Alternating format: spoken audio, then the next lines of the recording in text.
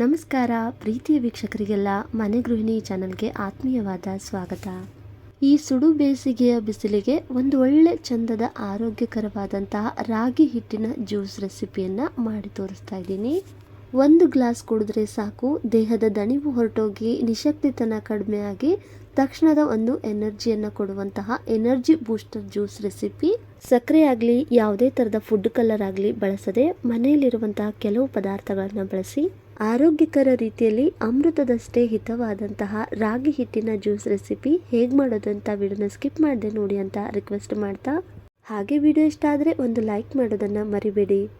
ಇಲ್ಲಿ ಒಂದು ಪಾತ್ರೆಗೆ ಒಂದು ಅರ್ಧ ಕಪ್ ಆಗುವಷ್ಟು ರಾಗಿ ಹಿಟ್ಟನ್ನು ಹಾಕ್ತಾ ಇದ್ದೀನಿ. ಇದು ಮನೆಯಲ್ಲೇ ಮಾಡಿರುವಂಥ ರಾಗಿ ಹಿಟ್ಟು, ಚಾಣಿಸಿ ತಗೊಂಡಿದ್ದೀನಿ. ಈಗ ಇಲ್ಲಿ ಮೊದಲಿಗೆ ನಾನು ಒಂದು 3 ಕಪ್ ಆಗುವಷ್ಟು ನೀರನ್ನು ಸೇರಿಸ್ತಾ ಇದ್ದೀನಿ. ಯಾವ ಬಟ್ಲಲ್ಲಿ ರಾಗಿ ಹಿಟ್ಟನ್ನು ತಗೊಂಡಿದ್ನೋ ಅದೇ ಕಪ್ಪಿನ ಅಳತೆಗೆ 3 ಬಟ್ಲಾಗುವಷ್ಟು ನೀರು ಹಾಕಿ ಯಾವುದೇ ಥರದ ಗಂಟುಗಳು ಇಲ್ಲದೆ ಇರೋ ಥರ ಚೆನ್ನಾಗಿ ಇದನ್ನು ಮಿಕ್ಸ್ ಮಾಡಿ ತಗೊಳ್ತಾ ಇದ್ದೀನಿ. ಹೀಗೆ ಒಂದ್ಸತಿ ಚೆನ್ನಾಗಿ ಮಿಕ್ಸ್ ಮಾಡ್ಕೊಂಡಿದ್ದಾದಮೇಲೆ ಪುನಃ ನಾನಿಲ್ಲಿ 1 ಕಪ್ ಆಗುವಷ್ಟು ನೀರನ್ನು ಸೇರಿಸ್ತಾ ಇದ್ದೀನಿ. ಟೋಟಲ್ ಆಗಿ ಇವಾಗ ನಾನು ಬಳಸಿರೋದು 4 ಕಪ್ ಆಗುವಷ್ಟು ನೀರು ಹಾಕಿ ಚೆನ್ನಾಗಿ ಹಿಟ್ಟನ್ನು ಮಿಕ್ಸ್ ಮಾಡಿಕೊಂಡು ಸ್ಟವ್ನ ಆನ್ ಮಾಡಿ ಮೀಡಿಯಂ ಫ್ಲೇಮ್ನಲ್ಲಿ ಚೆನ್ನಾಗಿ ಇದನ್ನು ಕುದಿಸಿ ತಗೊಳ್ಬೇಕಾಗುತ್ತೆ. ಫಸ್ಟಿಗೆ 1-2 ನಿಮಿಷ ಹಿಟ್ಟು ಕುದಿಯೋವರೆಗೂ ನಾವು ಇದನ್ನು ಕೈ ಆಡಿಸ್ತಾ ಇರಬೇಕು, ಇಲ್ಲಾಂದರೆ ಗಂಟುಗಳಾಗೋ ಚಾನ್ಸಸ್ ಇರುತ್ತೆ. ನೋಡಿ, ಕುದಿಸ್ತಾ ಇದು ಇವಾಗ ಗಟ್ಟಿ ಅದಕ್ಕೆ ರೆಡಿ ಆಗ್ತಾ ಇದೆ. ಇದು ಇನ್ನೊಂದು ಸ್ವಲ್ಪ ಚೆನ್ನಾಗಿ ಕುದಿಬೇಕು, ಇನ್ನು ಕುದ್ದು ಗಟ್ಟಿ ಆಗಿಬಿಡುತ್ತೆ. ಹಾಗಾಗಿ ನಾನಿಲ್ಲಿ ಒಂದು ಅರ್ಧ ಕಪ್ ಆಗುವಷ್ಟು ಮತ್ತೆ ನೀರನ್ನು ಸೇರಿಸ್ತಾ ಇದ್ದೀನಿ. ಟೋಟಲ್ ಆಗಿ ನಾನಿಲ್ಲಿ ಬಳಸಿರೋದು 4.5 ಕಪ್ ಆಗುವಷ್ಟು ನೀರು ಹಾಕಿ ಈ ರಾಗಿ ಹಿಟ್ಟನ್ನು ಇವಾಗ ಒಂದು 5ರಿಂದ 6 ನಿಮಿಷಗಳವರೆಗೆ ಚೆನ್ನಾಗಿ ಕುದಿಸಿ ತಗೊಳ್ತಾ ಇದ್ದೀನಿ. ತೀರ ತೆಳುವಾಗಿ ಅಲ್ಲದೆ ತೀರ ಗಟ್ಟಿಯಾಗೂ ಅಲ್ಲದೆ ಮೀಡಿಯಮ್ ಆಗಿ ಒಂದು ಸ್ವಲ್ಪ ಗಟ್ಟಿಯಾದಕ್ಕೆ ಇದನ್ನು ನಾವು ಕುದಿಸಿ ತಗೊಳ್ಬೇಕಾಗುತ್ತೆ. ಇವಾಗ ನೋಡಿ, ಕುದೀತಾ ಇವಾಗ ಒಂದು ಸ್ವಲ್ಪ ಇದು ಈ ಥರ ಮೀಡಿಯಮ್ ಆಗಿ ಗಟ್ಟಿಯಾದಕ್ಕೆ ರೆಡಿಯಾಗಿದೆ. ಇಷ್ಟಾದರೆ ಸಾಕು, ಸ್ಟವ್ನ ಆಫ್ ಮಾಡಿ ಇದನ್ನು ಪೂರ್ತಿಯಾಗಿ ನಾವು ತಣ್ಣಗಾಗೋದಕ್ಕೆ ಬಿಡಬೇಕಾಗುತ್ತೆ. ಪೂರ್ತಿ ತಣ್ಣಗಾದ್ಮೇಲೆ ಇನ್ನೊಂದು ಸ್ವಲ್ಪ ಇದು ಗಟ್ಟಿಯಾದಕ್ಕೆ ರೆಡಿ ಆಗುತ್ತೆ. ಇದೊಂದು ಸ್ವಲ್ಪ ತಣ್ಣಗಾಗ್ತಾ ಇರಲಿ ಅಷ್ಟರಲ್ಲಿ ಈ ಕಡೆ ಒಂದು ಬಟ್ಲಲ್ಲಿ 1-2 ಸ್ಪೂನ್ ಆಗುವಷ್ಟು ಚಿಯಾ ಸೀಡ್ಸನ್ನು ನೀರು ಹಾಕಿ ಒಂದು ಅರ್ಧ ಗಂಟೆಗಳ ಕಾಲ ನೆನೆಯಲು ಇಟ್ಟಿದ್ದೆ. ನೋಡಿ, ಈ ಥರ ನೆನೆದು ಚಿಯಾ ಸೀಡ್ಸು ಅರಳಿದೆ. ಈ ಚಿಯಾ ಸೀಡ್ಸಿನ ಬದಲಿಗೆ ನೀವು ಸಬ್ಜಾ ಸೀಡನ್ನು ಕೂಡ ಉಪಯೋಗಿಸ್ಬೋದು. ಜೊತೆಗೆ ಇನ್ನೊಂದು ಬಟ್ಲಲ್ಲಿ ಒಂದು 20ರಿಂದ 22 ಬಾದಾಮಿನ ನೀರು ಹಾಕಿ ಇಡೀ ರಾತ್ರಿ ನಾನಿಲ್ಲಿ ನೆನೆಸಿ ತಗೊಂಡಿದ್ದೀನಿ. ಒಂದು ವೇಳೆ ಇಡೀ ರಾತ್ರಿ ನೆನೆಸೋಕ್ಕಾಗದೇ ಇದ್ರೂ ಕೂಡ ಪರವಾಗಿಲ್ಲ, ಬಿಸಿನೀರನ್ನು ಸೇರಿಸಿ ಒಂದು 20 ನಿಮಿಷಗಳ ಕಾಲ ನೆನೆಸಿ ತಗೊಂಡ್ರೂ ಕೂಡ ಸಾಕು. ಈ ಬಾದಾಮಿ ಮೇಲೆ ಬರುವಂತಹ ಸಿಪ್ಪೆನೆಲ್ಲ ಸುಲಿದು ನಾನಿಲ್ಲಿ ತೆಗೆದಿಟ್ಕೊಂಡಿದ್ದೀನಿ.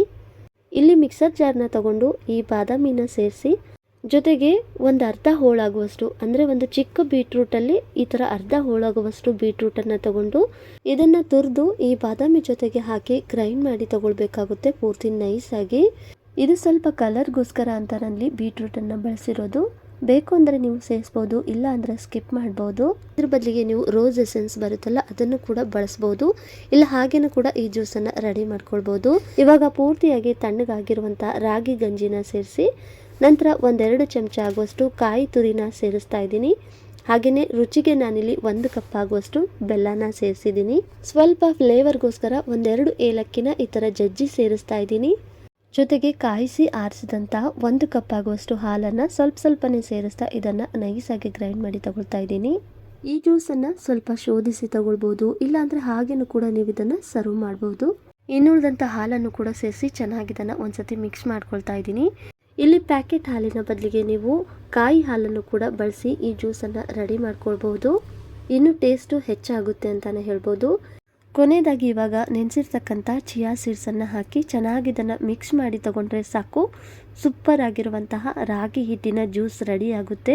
ಈ ಟೈಮಲ್ಲಿ ರುಚಿ ನೋಡ್ಕೊಳ್ಳಿ, ಸ್ವಲ್ಪ ಬೆಲ್ಲ ಏನಾದರೂ ಕಡಿಮೆ ಆಗಿದ್ರೆ ಹೆಚ್ಚು ಕಡಿಮೆ ಮತ್ತೆ ಸೇರಿಸಿ ರೆಡಿ ಮಾಡ್ಕೊಳ್ಳಿ. ಇದನ್ನು ಸ್ವಲ್ಪ ಹೊತ್ತು ಫ್ರಿಜ್ಜಲ್ಲಿ ಇಟ್ಟು ತಣ್ಣಗೆ ಮಾಡಿ ಕುಡಿಬಹುದು, ಇಲ್ಲಾಂದರೆ ಇದಕ್ಕೇನೆ ಸ್ವಲ್ಪ ಐಸ್ ಕ್ಯೂಬ್ಸನ್ನು ಹಾಕಿ ತಕ್ಷಣಕ್ಕೆ ನೀವು ಇದನ್ನು ಸವಿಬಹುದು. ನೋಡ್ತಾ ಇದ್ದಲ್ಲ ಎಷ್ಟು ಸೂಪರ್ ಆಗಿ ಈ ರಾಗಿ ಹಿಟ್ಟಿನ ಜ್ಯೂಸ್ ರೆಡಿ ಆಗಿದೆ ಅಂತ. ಸ್ವಲ್ಪ ಬೀಟ್ರೂಟು, ಸ್ವಲ್ಪ ಕಾಯಿ ತುರಿ, ಹಾಗೆಯೇ 1-2 ಏಲಕ್ಕಿ ಜೊತೆಗೆ ಗ್ರೈಂಡ್ ಮಾಡಿ ತಗೊಂಡಿದ್ದಂತಹ ರಾಗಿ ಹಿಟ್ಟಿನ ಜ್ಯೂಸ್ ರೆಸಿಪಿ ಸಖತ್ತಾಗಿರುತ್ತೆ ಕುಡಿತಿರ್ಬೇಕಾದ್ರೆ. ಸ್ವಲ್ಪ ಬೀಟ್ರೂಟ್ ಬಳಸಿರೋದ್ರಿಂದ ನಮ್ಮ ಚರ್ಮಕ್ಕೂ ಕೂಡ ಒಳ್ಳೆಯದು. ಈ ಬೇಸಿಗೆಯ ಬಿಸಿಲಿಗೆ ವಾರದಲ್ಲಿ 2ರಿಂದ 3 ಸತಿ ಆದರೂ ಈ ಥರ ನೀವು ಜ್ಯೂಸನ್ನು ಮಾಡ್ಕೊಂಡು ನೋಡಿ. 1 ಗ್ಲಾಸ್ ಕುಡಿದ್ರೆ ಸಾಕು, ದೇಹದ ಉಷ್ಣವನ್ನು ಕಡಿಮೆ ಮಾಡಿ, ದೇಹದ ದಣಿವು ಹೊರಟೋಗಿ ನಿಶಕ್ತಿಯನ್ನು ಕಡಿಮೆ ಮಾಡಿ ತಕ್ಷಣದ ಒಂದು ಎನರ್ಜಿಯನ್ನು ಕೊಡುವಂತಹ ಎನರ್ಜಿ ಬೂಸ್ಟರ್ ಜ್ಯೂಸ್ ರೆಸಿಪಿ. ಮಾಡುವಂಥ ವಿಧಾನ ಕೂಡ ಎಷ್ಟು ಸುಲಭ ಅಂತ ನೀವೇ ನೋಡಿದ್ರಲ್ಲ ಸ್ನೇಹಿತರೆ. ಹೆಲ್ದಿ ಆಗಿರುವಂತಹ ರಾಗಿ ಹಿಟ್ಟಿನ ಜ್ಯೂಸ್ ರೆಸಿಪಿ ನಿಮಗೆ ಹೇಗನ್ನಿಸ್ತು ಅಂತ ಕಮೆಂಟಲ್ಲಿ ತಿಳಿಸಿ. ವಿಡಿಯೋ ಇಷ್ಟ ಆದರೆ ಒಂದು ಲೈಕ್ ಮಾಡಿ, ಶೇರ್ ಮಾಡಿ ನಿಮ್ಮ ಫ್ರೆಂಡ್ಸ್ ಆ್ಯಂಡ್ ಫ್ಯಾಮಿಲಿ ಜೊತೆಗೆ. ಹಾಗೆಯೇ ಮನೆ ಗೃಹಿಣಿ ಚಾನಲ್ನು ಕೂಡ ಸಬ್ಸ್ಕ್ರೈಬ್ ಮಾಡಿಕೊಂಡು ಸಪೋರ್ಟ್ ಮಾಡಿ ಅಂತ ಹೇಳ್ತಾ ಈ ರೆಸಿಪಿ ನೋಡಿದಂಥ ಎಲ್ಲರಿಗೂ ಧನ್ಯವಾದಗಳು.